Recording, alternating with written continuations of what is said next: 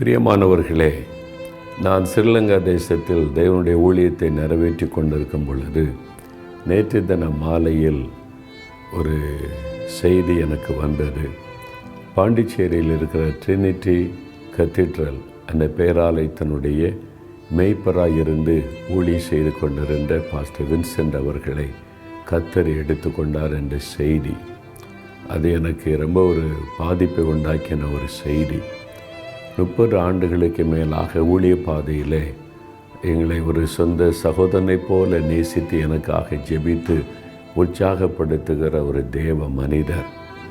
தினந்தோறும் எனக்காக ஜெபம் செய்வார்கள்.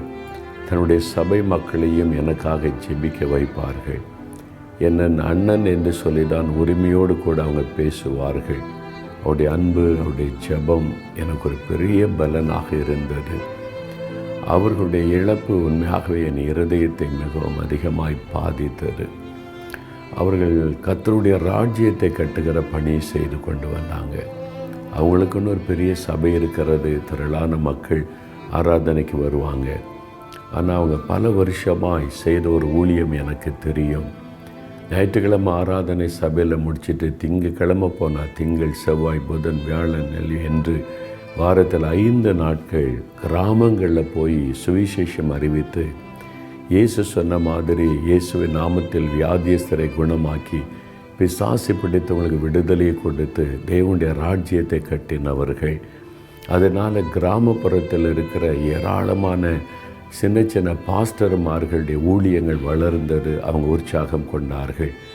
அப்படி ஒரு சுயநலம் இல்லாமல் தேவனுடைய ராஜ்யத்தை கட்டின ஒரு தேவ மனிதர்.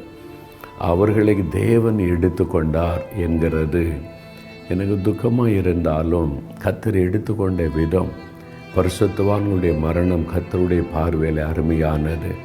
தேவன் அவர்களை ஊழிய நாட்கள் முடிந்து விட்டது. அவங்க செய்ய வேண்டியதை செய்து முடிச்சிட்டதுனால இளைப்பாறுதலுக்குள் கர்த்தரை எடுத்துக்கொண்டார். அவங்க சந்தோஷமான இடத்துல இருக்கிறாங்க. ஆனால் பாதிப்பு நமக்கு தான். ஒரு நல்ல தெய்வ மனிதரை நம்ம இழந்துட்டோமே என்பதாக.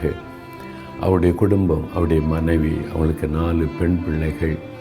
அவங்க குடும்பமாக இருக்கிற பெண் பிள்ளைகள் உண்டு. அவங்கெல்லாம் அந்த இழப்பில் இவ்வளோ வேதனையில் இருப்பார்கள். அவருடைய ஆறுதலுக்காக ஜெபித்து கொள்ள உங்கள் அன்பாய் நான் கேட்டுக்கொள்கிறேன்.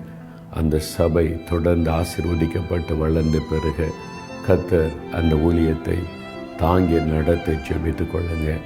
கர்த்தருடைய அந்த கரம் தொடர்ந்து அந்த குடும்பத்தோடு கூட இருந்து அவங்க சோர்ந்து விடாதபடி அந்த ஊழியத்தை தொடர்ந்து நிறைவேற்றணும். நாம் அதற்காக ஜெபிப்போம். கர்த்தர் அந்த ஊழியத்தையும் குடும்பத்தையும் ஆறுதல் படுத்தி ஆசீர்வதித்து நடத்துவார். ஆமேன்.